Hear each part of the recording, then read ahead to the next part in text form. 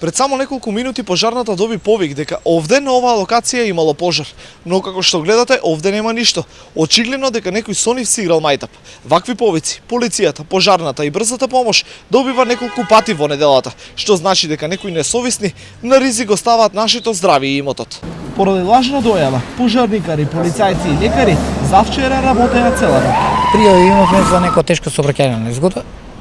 Така да бевме таму сите и пожарна и брза помош и полиција, значи успешно не измами сите институции во градот. И моравме да оставиме да излеземе со 2 возила и Штип фактички го оставивме без возило.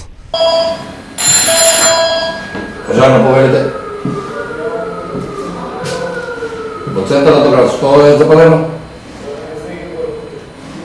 Кај Зеги куќа, во центарот на градот, над Зеги. Добро, добро.